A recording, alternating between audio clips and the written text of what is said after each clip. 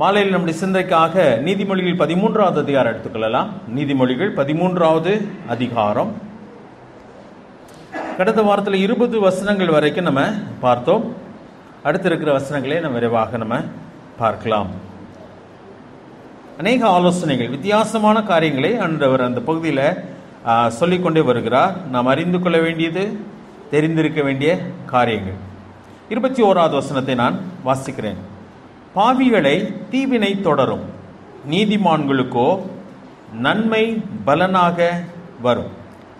பாவிகளை தீவினை தொடரும் அப்படி சொல்லியிருக்கு. சரி, தீவினை தொடரும் என்று சொல்லியிருக்கு.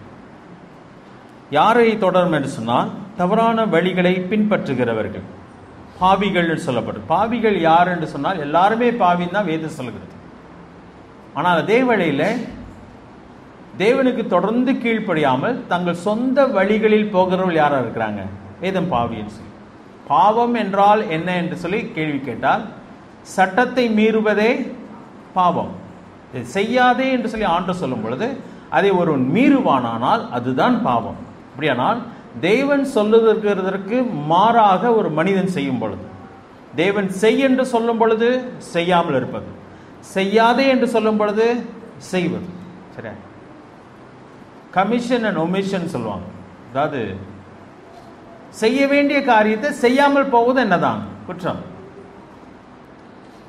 செய்வது மட்டும் குற்றம் அல்ல. அப்ப இந்த இடத்துல சொல்லப்படுறது 21ஆம் வசனத்துல, பாவிகளை தீவினை தொடரும். எது தொடரும்?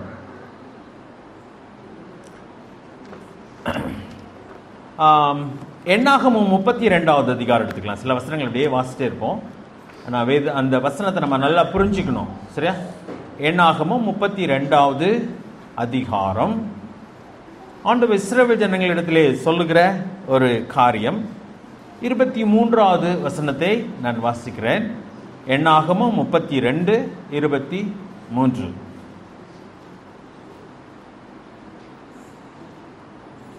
நீங்கள் இப்படி செய்யாமல் போனால் கர்த்தருக்கு விரோதமாய் பாவம் செய்தவர்களாய் இருப்பீர்கள். உங்கள் பாவம் உங்களை தொடர்ந்து பிடிக்கும் என்று நிச்சயமாய் அறியுங்கள். பாவம் உங்களை தொடர்ந்து பிடிக்கும் என்று நிச்சயமாய் அறியும். 2 காரியம் மனுஷனை பின்தொடர முடியும். ஒன்று, வெளிப்படுத்தின விசேஷத்திலே நம்ம வாசிக்கும் பொழுது, வெளிப்படுத்தின விசேஷத்திலே இன்னொரு காரியம் மனுஷனை பின்தொடர்ந்து போகும் சொல்லி வேதம் சொல்லுகிறது. எந்த காரியம் மனுஷனை பின்தொடர்ந்து போகும்? அவனுடைய கிரியைகள். 14வது அதிகாரம், வெளிப்படுத்தல் 14வது அதிகாரத்தில் 13வது வசனத்தில் வாசிக்கும் பொழுது, பின்பு பரலோகத்திலிருந்து ஒரு சத்தம் உண்டாக கேட்டேன். அது கர்த்தருக்குள் மரிக்கிறவர்கள் இது முதல் பாக்கியவான்கள் என்று எழுது. அவர்கள் தங்கள் பிரயாசங்களை விட்டு ஒளிந்து இளைப்பாறுவார்கள். அவர்களுடைய கிரியைகள் அவர்களோட கூட போகும். இங்கே எண்ணாகமத்தில் வாசிக்கும் பொழுது, உங்கள் பாவம் உங்களை தொடர்ந்து பிடிக்கும் அப்படி சொல்லி, பிடிச்சிரும். சரியா? பிடிக்கும் அப்படி சொல்லி, தப்பிக்கவே முடியாது.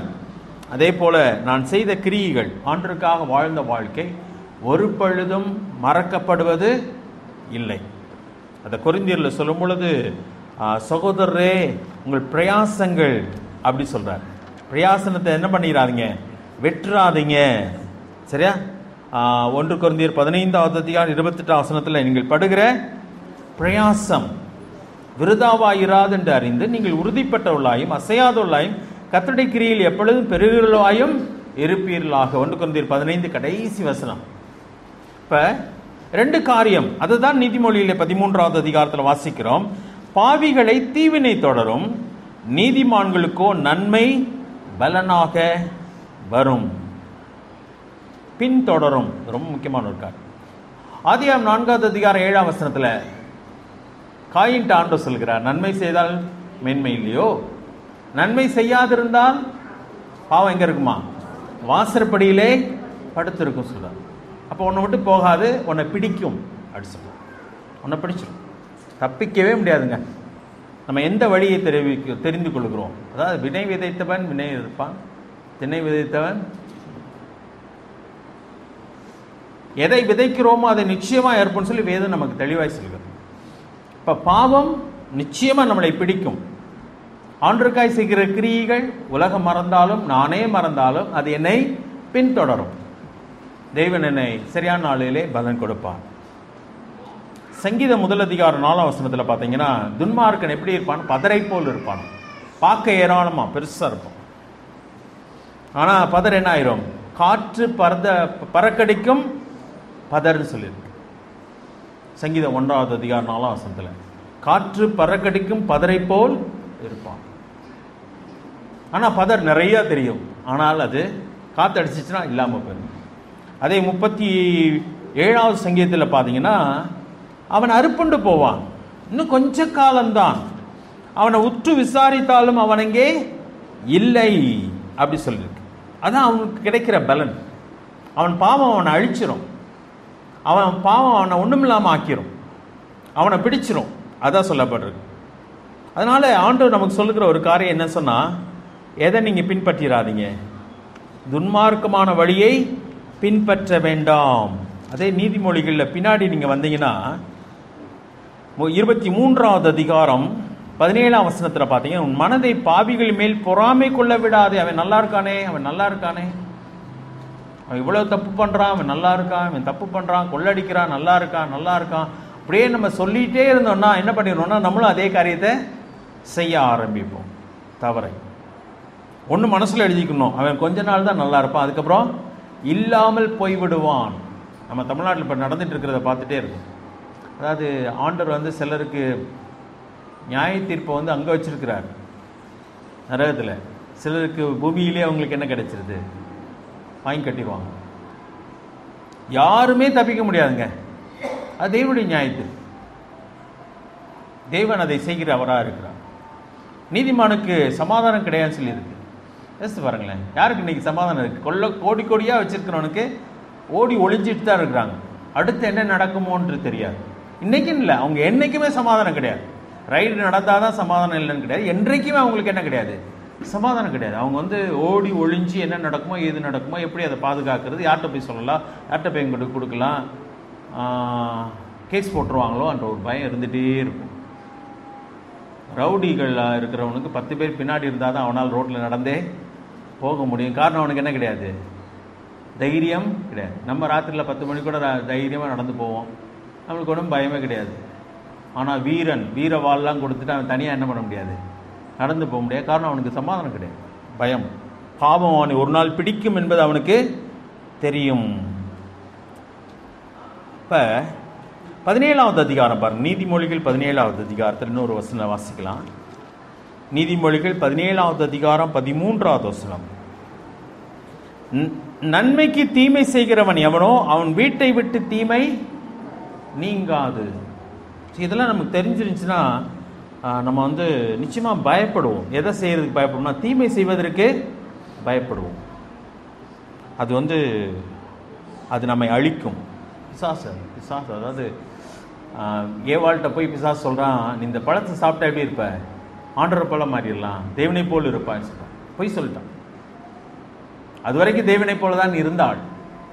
ஆனால் என்றைக்கு அந்த பழத்தை சாப்பிட்டாலோ பிசாசு மாதிரி மாறிட்டான். தன்னுடைய சந்ததி முழுவதையும் பாவத்திலே தள்ளினான்.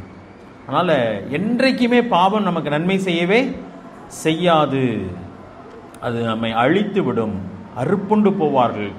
சங்கீதம் 37 அதன் மேற்கனவே வாசித்தோம். சரியா, இன்னொரு காரியத்தை வாசிக்கலாம். நன்மை பலனாக வரும். யாருக்கு? 13வது அதிகாரத்தில் வாசிக்கும் பொழுது, பாவிகள் அறுப்புண்டு போவார்கள், தீவினை தொடரும், நீதிமான்களுக்கோ நன்மை பலனாக வரும். வரும் என்பது பாஸ்ட் டென்ஸ், இனிமேல் வரும். சரியா? அப்ப நீதிமான் இன்றைக்கு அவனுக்கு நன்மை கிடைச்சது மாதிரி தெரிகிறது இல்லை, ஆனால் வரும். 24வது அதிகாரம் எடுத்துக்கலாம். அதே நீதிமொழி 24வது அதிகாரம் 16வது வசனம். நீதிமொழிகள் 24:16. நீதிமான் 7 தரம் விழுந்தாலும் திரும்பவும் எழுந்திருப்பான், துன்மார்க்கரோ தீங்கிலே இடருண்டு கிடப்பார்கள். அதுக்கு முந்தின வசனம் வாசிக்கிறேன் பாருங்க. துஷ்டனே, நீ நீதிமானுடைய வாசஸ்தலத்துக்கு விரோதமாய் பதிவிராதே, அவன் தங்கும் இடத்தை பாழாக்கி போடாதே. ஏன்னா நீதிமான் 7 தரம் விழுந்தாலும் திரும்பவும் எழுந்திருப்பான்.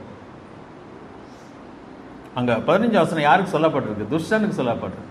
இந்த கிறிஸ்தவனெல்லாம் 2021 வருஷத்துக்குள்ள அங்க தொடச்சிடுவோம், தொடச்சி விரட்டிடுவோம். இது மாதிரி 2000 வருஷமா நிறைய பேர் என்ன பண்ணிக்கிட்டே இருக்காங்க, சொல்லிகிட்டே தான் இருக்கிறாங்க. அது நடக்காது. இங்கே சொல்லி துஷ்டனுக்கு சொல்லப்பட்டிருக்கு, நீதிமானுடைய வாசஸ்தலத்தை என்ன பண்ணாத, தொடாத, விரோதமாய் பதிவிடாதே, அவன் தங்கும் இடத்தை பாழாக்கி விடாதே. நீதிமான் 7 தினம் விழுந்தாலும் திரும்பவும் எழுந்திருப்பான், துன்மார்க்கோ தீங்கிலே இடருண்டு கிடப்பார்கள். யார் அழிஞ்சு போறதுன்னு சொன்னா துன்மார்க்கன் தான் அழிந்து போக போகிறான். அவன் செய்த பாவம் அவனை பிடிக்கும். ஆனால் நீதிமானுக்கோ என்ன வருமாம்? நன்மை வரும், நன்மை பலனாக வரும்.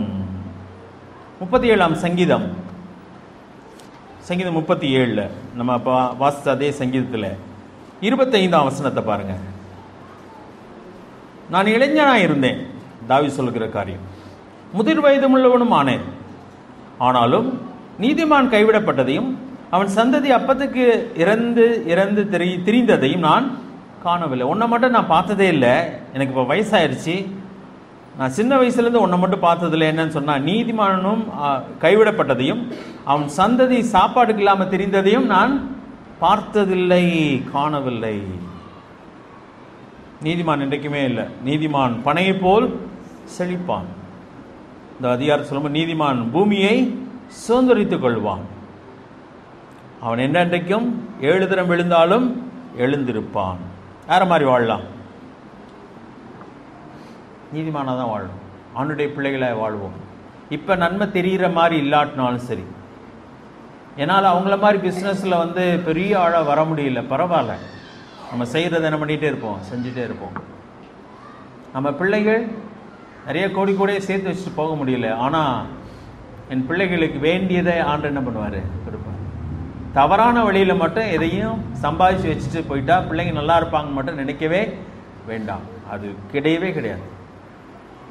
அந்த வசனம் அதான் சொல்லியிருக்கு, 21ஆம் வசனம், பாவிகளை தீவினை தொடரும், நீதிமான்களுக்கோ நன்மை பலனாக வரும். இதுதான் தேவனுடைய வசனம். 22வது வசனத்துக்கு வரலாம். நல்லவன் தன் பிள்ளைகளின் பிள்ளைகளுக்கு சுதந்திரம் வைத்து போகிறான், பாவியின் ஆஸ்தியோ நீதிமானுக்காக சேர்த்து வைக்கப்படும். சரி, 22ஆம் வசனம் துவங்க வந்து நீதிமான் சொல்லி ஆரம்பிக்கல, நல்லவன் என்று சொல்லியிருக்கு. சரியா? நீதிமான் தன் பிள்ளைகளின் பிள்ளைகளுக்காக சுதந்திரம் வைத்து போகிறான்னு சொல்லலை. அந்த வசனத்தை நம்ம கவனமாக கவனிக்கணும். நல்லவன் தன் பிள்ளைகளின் பிள்ளைகளுக்காக சுதந்திரம் வைத்து போகிறான், பாவியின் ஆஸ்தியோ நீதிமானுக்காக சேர்த்து வைக்கப்படும். அப்பனா நான் ஒரு வசனம் ஏற்கனவே உங்களுக்கு எடுத்து வாசித்து காமிச்சிருக்கிறேன். சங்கீதம் 17 எடுத்துக்கொள்ளலாம்.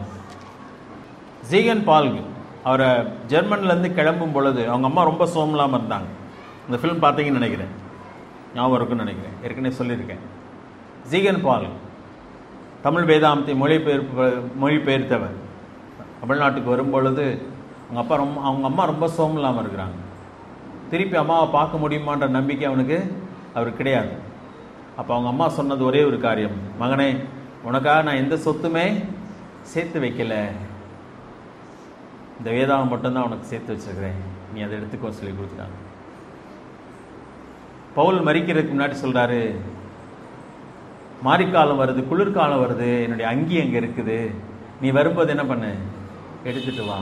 இப்போ மாற்று அங்கி கூட அவருக்கு இல்லாமல் சிறைச்சாலையில் இருக்கிறார்.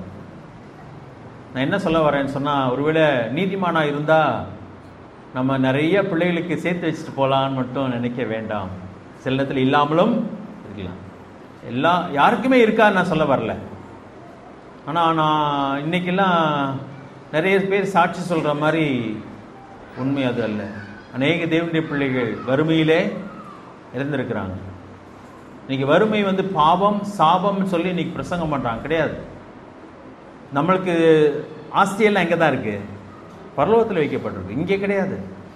இன்றைக்கு அன்றன்றுள்ள குப்பம் தான் எனக்கு இங்கே கொடுக்கப்படும் என்று சொல்லி வாக்குத்தத்தம் கொடுக்கப்பட்டிருக்கிறது. கவலைப்படாத, பட்சிகளை பார், பூக்களை பார், நீங்கள் விசேஷித்தவர்கள் அல்லவா, முதலாவது தேவனுடைய ராஜ்யத்தை அவருடைய நீதியும் தேடுங்கள், அப்பொழுது இவைகள் அவங்களுக்கு கூட கொடுக்கப்படும். சேர்த்து கொடுப்பேன். சிங்கக்குட்டிகள் தாழ்ச்சி அடைந்து பட்னியாய் கிடக்கும், கர்த்தரை தேடுகளுக்கு ஒரு நன்மையும் குறைவுபடாது. ஆனால் வீட்டில் ஃபுல்லாக செல்வம் கொளித்திருக்கும் சொல்லி வேதம் சொல்லலை. ஆனால் நீ வெட்கப்பட்டு போகிறதே கிடையாது. தேவன் உன்னை கைவிட மாட்டார். அதுதான் அங்கே வாக்குத்தத்தம். உன்னோடு கூட இருப்பேன்னு சொல்கிறார். இப்போ ஒருவேளை நம்முடைய பிள்ளைகளுக்கு பெரிய செல்வங்களை சேர்த்து வைக்க முடியாவிட்டால் கவலைப்படவே வேண்டாம். யார் செல்வங்களை சேர்த்து வைக்கிறாங்க பாருங்க. ஒருவேளை இந்த இடத்துல நல்லவர்கள் சொல்லியிருக்கு. அது என்னன்றதை நம்ம பார்க்கலாம் இந்த வசனத்தை நீதிமொழியில. இப்ப சங்கீதம் எடுத்துக்கொள்ளலாம். 17வது அதிகாரம் 14வது வசனம். இதை நம்ம புரிஞ்சுக்கணும். சரியா? நிறைய நேரத்தில் என்னுடைய நண்பர்லாம் வீடு கட்டிட்டாங்க, ஆனால் நான் ஒரு வீடு கூட கட்டலையே, என் பிள்ளைங்களுக்கு பண்ணும் வாடகை வீட்டில் இருக்கேனே, அந்த ஏக்கம் நமக்கு இருக்குது.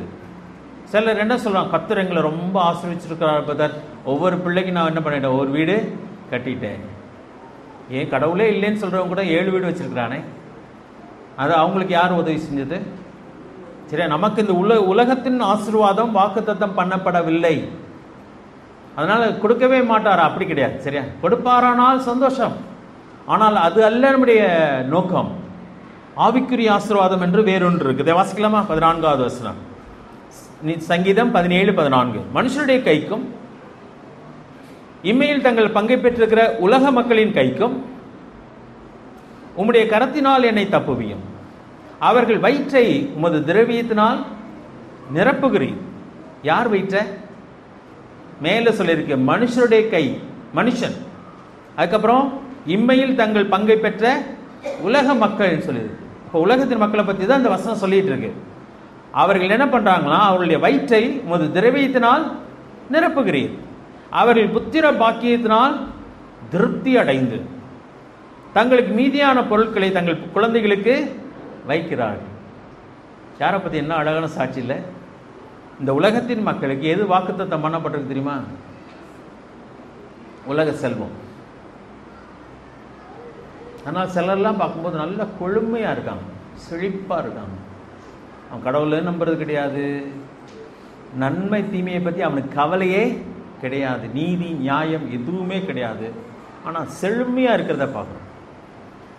நமக்கே கேள்வியா, நம்மளும் ஆண்டவர் ஆண்டவர்னு சொல்கிறோம், ஆனால் நம்மளால் எதுவுமே பண்ண முடியலையே.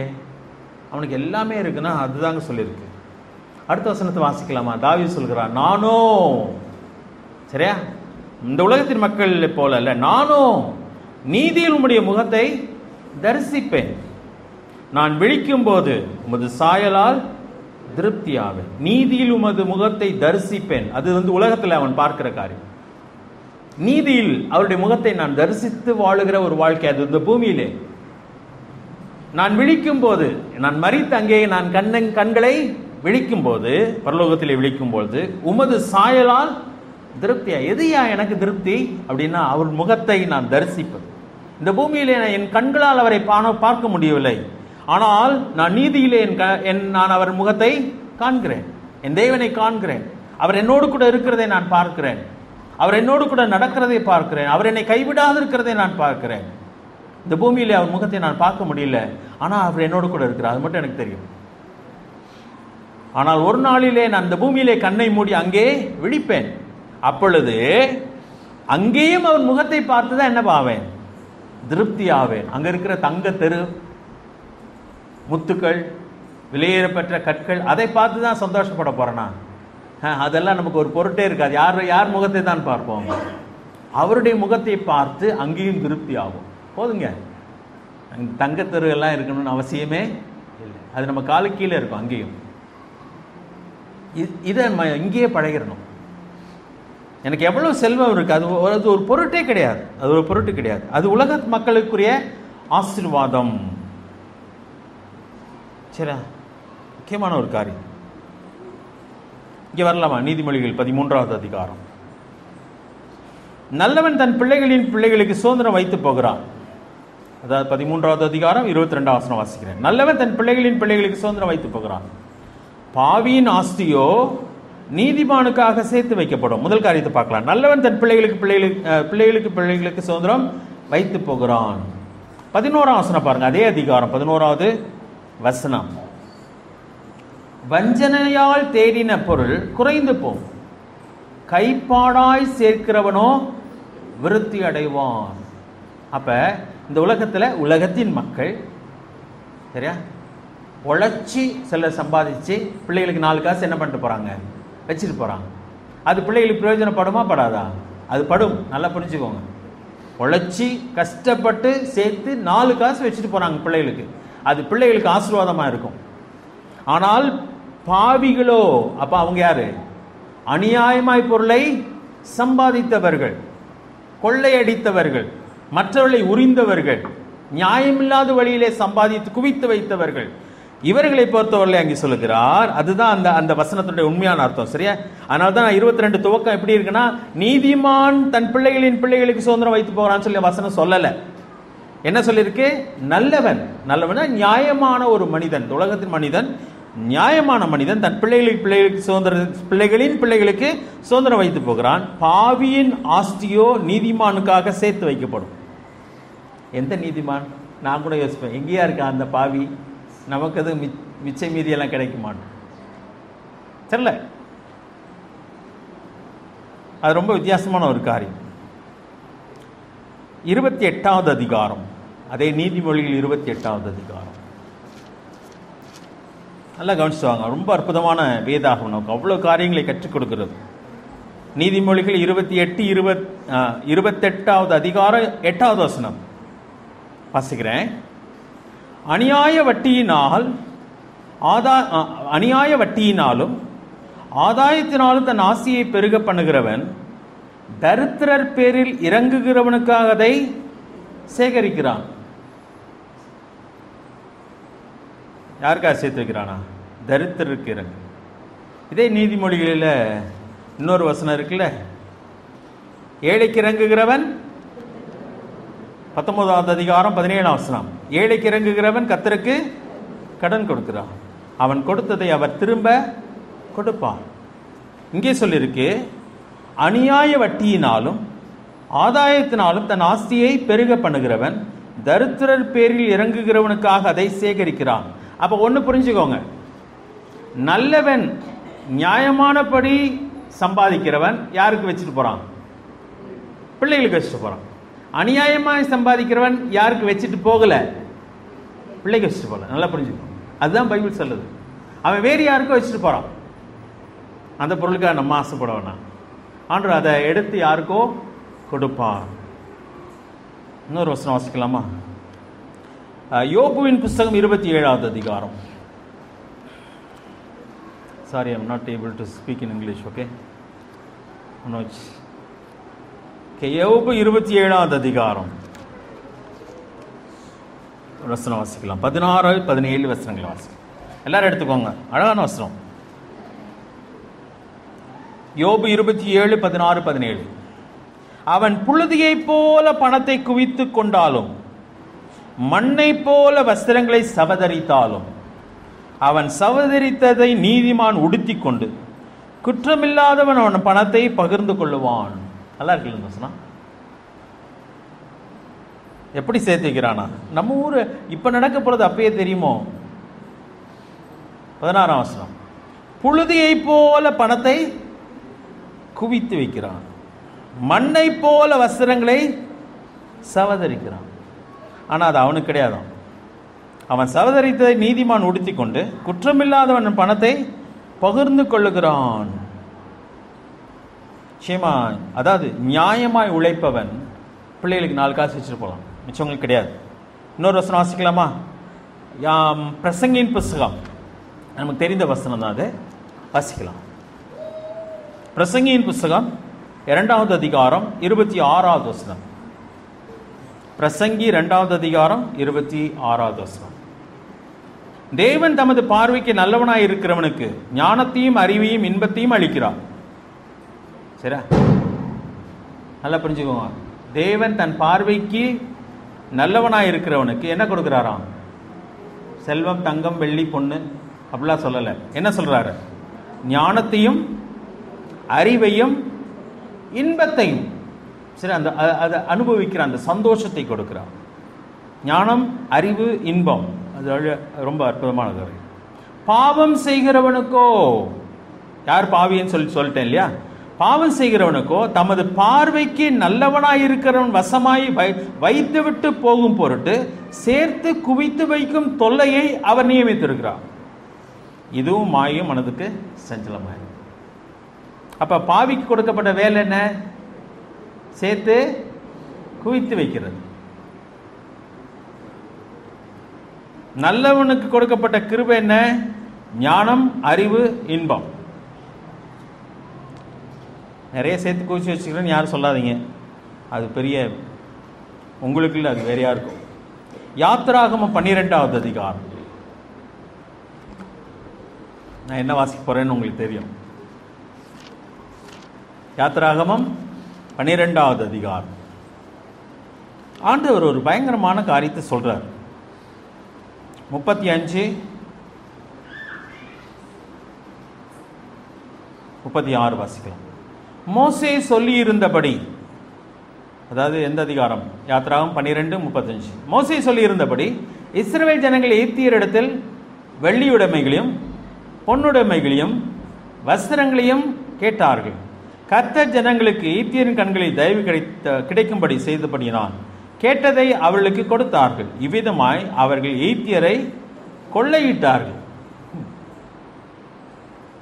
அந்த கொள்ளைன்ற வார்த்தை ரொம்ப கடுமையா தெரியுது. என்ன, நம்ம மக்களே கொள்ளையடிச்சிருக்காங்க, அதுக்கு யார் உடந்தையா இருந்தது? ஆண்டவர் உடந்தையா இருக்கு. இது நியாயமா அப்படின்னு கேட்கலாம். இல்ல, ஒருத்தர் சொல்றாரு, அவங்க பிக்சட் டெபாசிட்ல போட்டு வச்சிருந்தாங்களா 430 வருஷமா, ஏறக்குறைய 400 வருஷம். அவங்களுக்கு கூலியே கிடைக்கல. சோறு போட்டாங்க, சிலது கொடுத்தாங்க, அவங்களுக்கு கூலி கொடுக்கல. எகிப்தியர் எவ்வளவு வேலை வாங்கினாங்க, கடினமாக வேலை வாங்கினாங்க. ஆண்டர் அதை பிக்சட் டெபாசிட்ல வச்சிருக்கப்பா, போறப்ப எடுத்துட்டு போயிடும் சொல்லியிருந்தாரு, அது அவங்களுக்கு தெரியல. அதனால கிளம்புறப்ப என்ன பண்ணிட்டாங்கன்னா, ஆண்டு சொல்றாரு எல்லாத்தையும் கேளுங்கப்பான்னு சொல்றாரு. அவங்களும் என்ன பண்ணாங்க? அள்ளி அள்ளி கொடுத்தாங்க. நம்ம மக்கள் இருக்காங்களே, கொண்டு வந்ததை என்ன பண்ணிவிட்டாங்க? கண்ணுக்குட்டியை செஞ்சு வேஸ்ட் பண்ணிட்டாங்க. மோசே அதை அரைச்சி குடிங்கடான்னு சொல்லி அவங்களுக்கு தண்டனை கொடுத்தாரு. நம்ம மக்கள் அதை வேஸ்ட் பண்ணாங்க. ஆனால் ஆண்டவர் அதை கொடுத்து அனுப்பியிருந்தார். அதெல்லாம் எங்கே வந்து சேர்ந்துருக்கணும்? இஸ்ரவேலுக்கு வந்து சேர்ந்துருக்கணும். ஓகே, அப்போ எகிப்தியர் வந்து அநியாயமாய் சம்பாதிச்சு வச்சுருந்தாங்க பொருள். அவங்க இஸ்ரவேல் ஜனங்களை அடிமைப்படுத்தி கொள்ளையடித்து அவங்கள வேலை வாங்கி சம்பளம் கொடுக்காம அநியாயமாக சேர்த்து வச்சுருந்தாங்க. ஆண்டவர் அதெல்லாம் எடுத்துட்டு வாங்கப்பா சொல்லிட்டு இங்கே வந்துடலாம், நீதிபதிகளுக்கு வந்துடலாம். அந்த வசனத்தில் என்ன வாசிக்கிறோம்? 22ல், நல்லவன் தன் பிள்ளைகளுக்கு சுதந்திரம் வைத்து போகிறான், பாவியின் ஆஸ்தியோ நீதிமானுக்காக சேர்த்து வைக்கப்படும். அடுத்த வசனம் 23, ஏழைகளின் வயல் மிகுதியான ஆகாரத்தை விளைவிக்கும், நியாயம் கிடைக்காமல் கெட்டு போகிறவர்களும் உண்டு என்று சொல்லி. இந்த வசனம் கொஞ்சம் கஷ்டமா இருந்துச்சு எனக்கு முதல்ல புரிகிறதுக்கு. நான் இப்படி தான் இருக்கும் என்று சொல்லி நம்புகிறேன். அதை உங்கள்கிட்ட சொல்கிறேன், கவனிச்சுக்கோங்க. ஏழைகளின் வயல், அதனால் பணக்காரனுடைய வயல் விளையாதுன்னு சொல்லி வேதம் சொல்லலை. சரியா? வேதாந்தத்தில் ஆண்டவர் ஒரு ஊமை சொல்கிறார் இல்லையா? ஒரு பணக்காரனுடைய வயல் நன்றாய் விளைந்தது, அதை களஞ்சியங்களை கட்டி புதிதாக கட்டி என்ன பண்ண சேர்த்து வைக்கிறான். அதனால் யார் விதைத்தாலுமே அவனுடைய வயல் என்ன பண்ணும்? நல்லா தான் விளையும், அதில் சந்தேகமே இல்லை. அதே நீதிமொழியில் 12வது அதிகாரம் 11வது வசனத்தை பாருங்க. தன் நிலத்தை பயிரிடுகிறவன் அது ஆகாரத்தினால் திருப்தி அடைவான். உண்மையாகவே உழைக்கிற மனுஷனுக்கு என்ன உண்டு? பலன் உண்டு. ஆனால் வேதாந்தத்தில் பார்க்கும்போது ஒரிஜினல் போச்சு. ஆண்டர் படைத்த அந்த ஒரிஜினல் லேண்டு அதனுடைய அது 100 மடங்கு பலன் கொடுத்துருக்கும்னு நினைக்கிறேன். யாருக்கும் 100 மடங்கு கொடுத்துச்சுல? ஈசாக்கு விதைத்தான், 100 மடங்கு பலன் அடைந்தான்.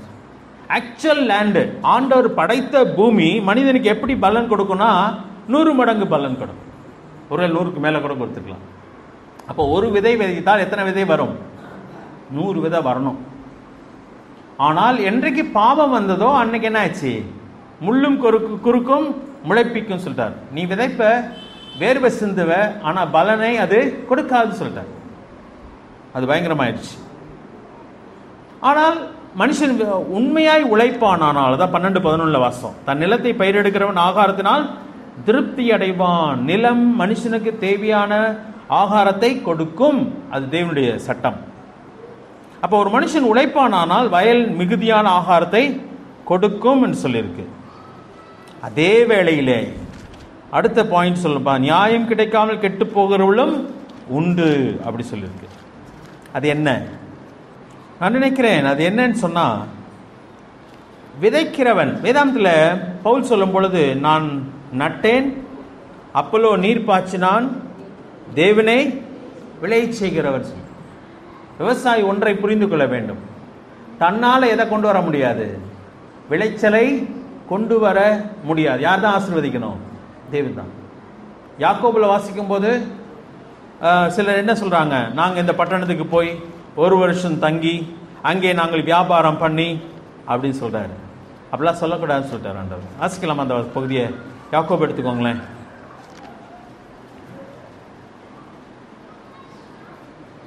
4வது அதிகாரம், யாக்கோபு 4வது அதிகாரம் 14வது வசனம், 14-15 வாசிக்கிறேன்.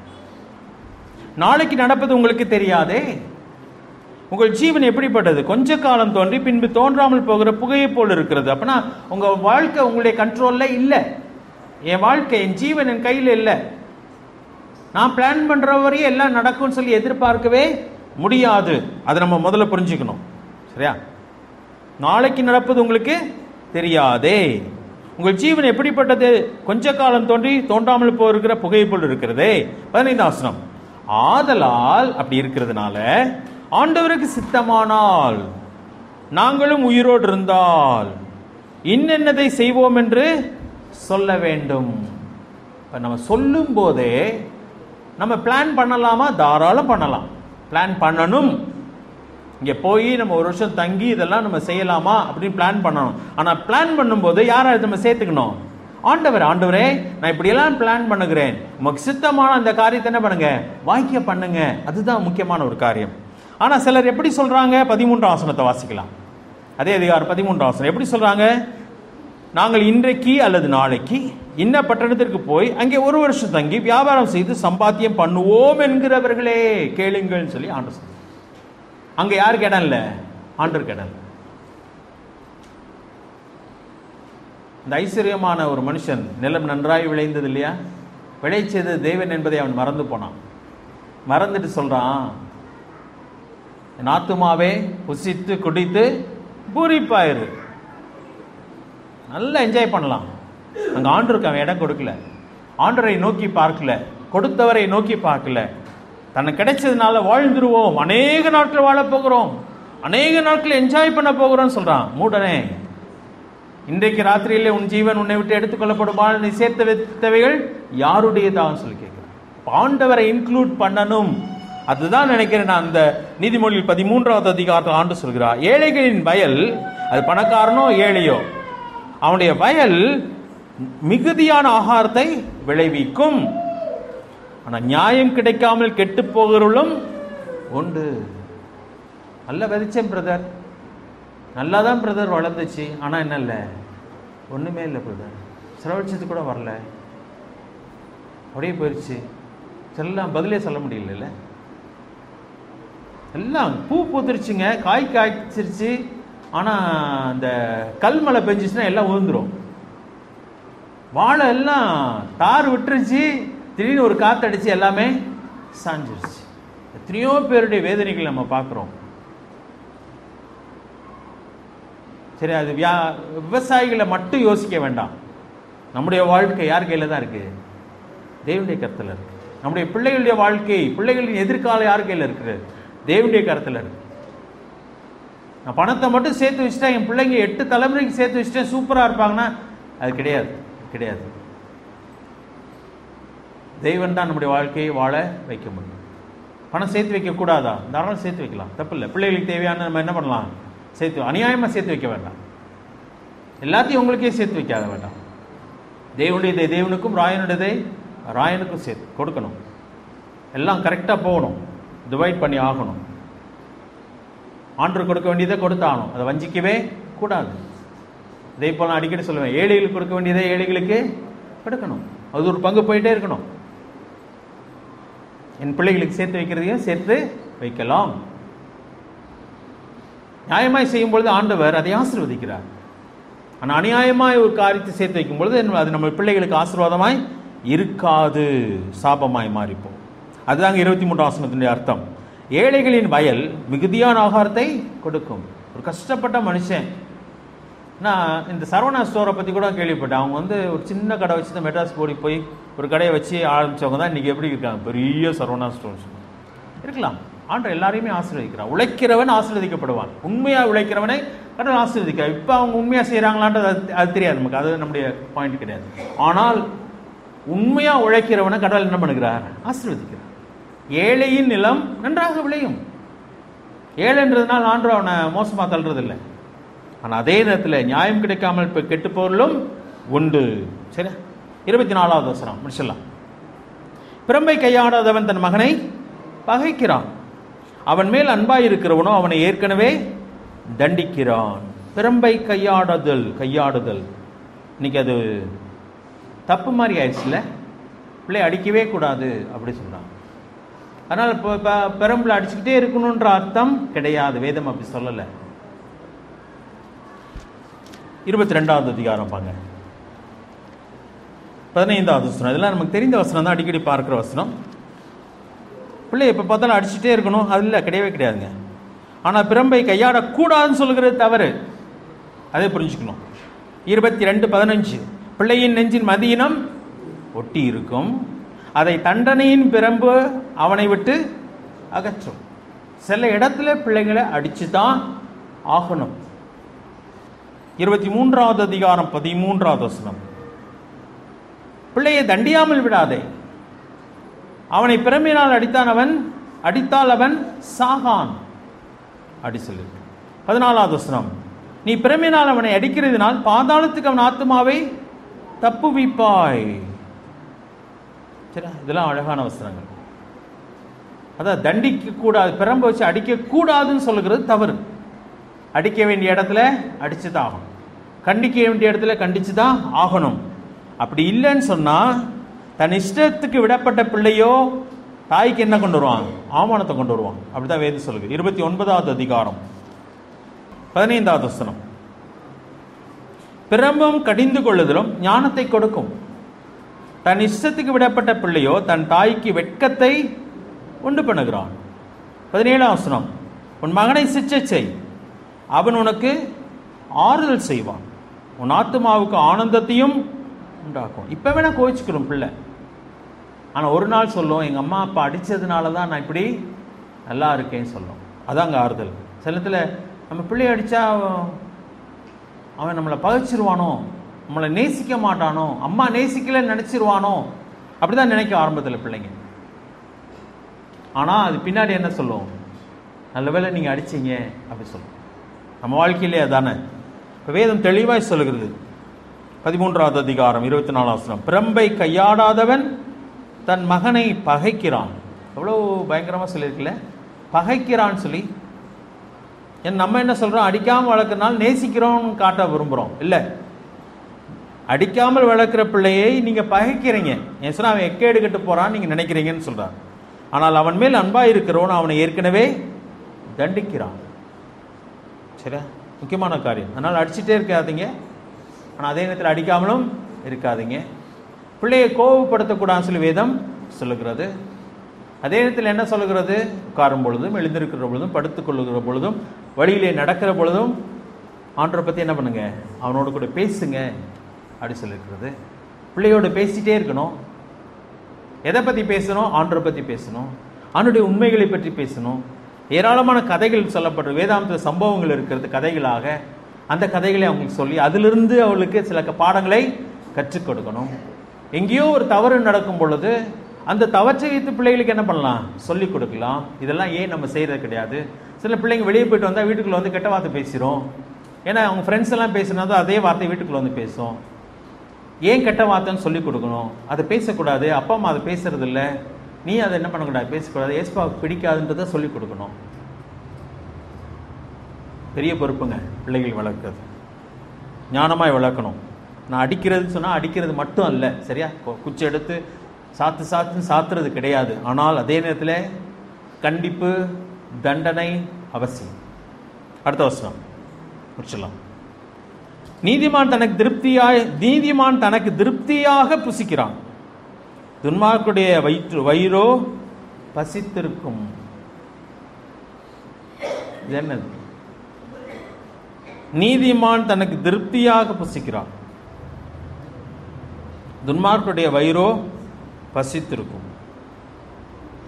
அதாவது இன்னொரு சொல்லும் பொழுது, துன்மார்க்கனுக்கு எப்பயுமே சமாதானம் கிடையாது. அதனால அவனால் என்ன பண்ண முடியாது, எதுவுமே திருப்தியாக அனுபவிக்க முடியாது. ஆனால் நீதிமானுடைய மனதிலே சமாதானம் இருக்கும். அதனால அவன் எது பழைய சோறானாலும் சரி, எதுவானாலும் அவன் திருப்தியாக சாப்பிடுகிறான். பிரியாணியே சாப்பிட்றான்னு சொல்லலை இந்த இடத்துல, சரியா? 5 ஸ்டார் ஹோட்டலில் போய் சாப்பிட்டு வரான்னு சொல்லலை. ஆனால் அதே இடத்துல நீதிமான் தனக்கு திருப்தியாக புசிக்கிறான், துன்மார்க்கருடைய வயிறோ பசித்திருக்கும். அதான் அவங்களுக்கு எப்பயுமே திருப்தி என்பது வரவே வராது. போதுமென்ற மனதுடனே கூடிய தெய்வ பக்தியை மிகுந்த ஆதாயம். இப்ப திருப்தி என்பது வேற, ஏராளம் என்பது வேற. இங்க எவ்வளவு இருந்தாலும், டேபிள் நிறைய நீங்க விரும்புகிற சாப்பாடு இருந்தாலும், திருப்தி என்பது யார் மட்டும்தான் கொடுக்க முடியும்? தெய்வன் மட்டும்தான் கொடுக்க முடியும். நீதிமான் அவன் என்ன பண்ணுகிறான், தனக்கு திருப்தியாக நல்லா சாப்பிட்டு, வயிறு நிறைய சாப்பிட்டு திருப்தியாக இருந்துச்சு. ஸோ அந்த திருப்தி தேவன் கொடுக்கிறது. அது யாருக்கு கிடைக்குன்னா நீதிமானுக்கு மட்டும்தான் கிடைக்கிறது. ஆனால் துன்மார்க்கனுடைய வயிறோ பசித்திருக்கும். எவ்வளோ சாப்பிட்டாலும், எவ்வளோ ருசியாக சாப்பிட்டாலும், எவ்வளோ செலவழித்து சாப்பிட்டாலும் அவனுக்கு திருப்தி என்பது கிடைக்காது. அதனால தான் அவன் மேலே மேலே மேலே இன்னும் அவன் ஆசை வளர்ந்து கொண்டே போகிறது. அதுக்கு முடிவே கிடையாது. திருப்தி நமக்கு அழகான வசனங்கள் இல்லையா, சுருக்கமான வசனங்கள். ஆனால் தேவன் அநேக காரியங்களை சொல்லுங்க. அந்த வசனங்களை மறுபடியும் வாசித்து முடிச்சிடலாம். 21ஆம் வசனத்திலிருந்து, பாவிகளை தீவினை தொடரும், நீதிமானுக்கோ நன்மை பலனாக வரும். 22ஆம் வசனம், நல்லவன் தன் பிள்ளைகளின் பிள்ளைகளுக்கு சுதந்திரம் வைத்து போகிறான், பாவியின் ஆஸ்தியோ நீதிமானுக்காக சேர்த்து வைக்கப்படும். 23, ஏழைகளின் வயல் மிகுதியான ஆகாரத்தை விளைவிக்கும், நியாயம் கிடைக்காமல் கெட்டுப்போகிறவர்களும் உண்டு. 24, பிரம்பை கையாடாதவன் தன் மகனை பகைக்கிறான், அவன் மேல் அன்பாயிருக்கிறவனோ அவனை ஏற்கனவே தண்டிக்கிறான். 25, நீதிமான் தனக்கு திருப்தியாக புசிக்கிறான், துன்மார்க்கருடைய வயிறோ பசித்திருக்கு. ஜெபம் பண்ணலாம். எங்களை நேசிக்கிற நல்ல ஆண்டவரை துதிக்கிறோம், ஸ்தோத்திரிக்கிறோம். உம்முடைய வார்த்தைகளுக்காக நன்றி. சாலமோனின் நீதிமொழிகளுக்காக நன்றி. ஏராளமான காரியங்களை எங்களுக்கு சொல்லிக் கொடுத்திருக்கிறீர். ஆம் கர்த்தாவே, உலகம் வேறு விதமாய் எங்களுக்கு சொல்லிக் கொடுக்கிறது, உம்முடைய வசனமும் எங்களுக்கு அதை வேறு விதமாய் சொல்லுகிறது ராஜா. அதை நாங்கள் கவனிக்க கிருபை தாரும். உலகம் சொல்லிக் கொடுக்கிறது உண்மை இல்லை என்பதை உணர கிருபை தாரும். உலகத்தை நாங்கள் பின்பற்றி விடாதபடிக்கே நீர் எங்களை காத்துக்கொள்ளும். நாங்கள் கெட்டு போகாமல் இருப்பதற்காக தான் இந்த அழகான வசனங்களை எங்களுடைய தாய் பாஷையில் எங்களுக்கு கொடுத்திருக்கிறீர். படிக்கக்கூடிய நல்ல வாய்ப்பை கொடுத்திருக்கிறீர். நாங்கள் பின்பற்றுகிறதோடு கூட எங்கள் பிள்ளைகளுக்கு அந்த ஆழமான காரியங்களை சொல்லிக் கொடுத்து வளர்க்க எங்களுக்கு கிருபை தாரும். வார்த்தைகள் எங்களுக்கு பிரயோஜனமாக இருக்கட்டும். கீழே வந்த பிள்ளைகள் ஒவ்வொருவரையும் ஆசீர்வதியும். கவனமாய் கேட்ட ஒவ்வொருவரையும் பலப்படுத்த முடிய வார்த்தையினாலே அவளை வழி நடத்தும். பிரச்சனை எங்களுக்கு தொடர்ந்து பிரயோஜனமாக இருக்கு கர்த்தாவே. வந்த எல்லாரையும் நீர் ஆசீர்வாதத்தோடு கூட அனுப்பும். எங்கள் பிள்ளைகளுக்காக ஜெபிக்கிறோம். அவர்கள் நல்ல தாளந்துள்ள பிள்ளைகளாக, உமக்கென்று பயன்படுகிற பிள்ளைகளாக வளர்ந்து வரட்டும் ராஜா. அவர்கள் கடினமான முயற்சிகளை எடுக்க கிருபை தாரும். நன்றாய் பாட, வசனங்களை ஆழமாய் கற்றுக்கொள்ள, உமக்கென்று வாழ வேண்டும் என்ற ஆசையோடு கூட அவர்களுக்கு வளர அவளுக்கு நீர் கிருபை பாராட்டும். நாங்களும் அவளுக்கு ஒத்தாசையாய் நின்று அவளை அன்றைய வழியிலே நடத்த எங்களுக்கு பலன் தான் ராஜா. நீதியான காரியங்களை பொறுப்படுத்திக்கொள்ளும். மற்ற எல்லா காரியத்தையும் நீர் ஆசீர்வதித்து தாரும். எல்லாவற்றையும் மீட்பு ரட்சகருமாய் இயேசு கிறிஸ்துவின் நாமத்தில் கேட்கும் நல்ல பிதாவே, ஆமென்.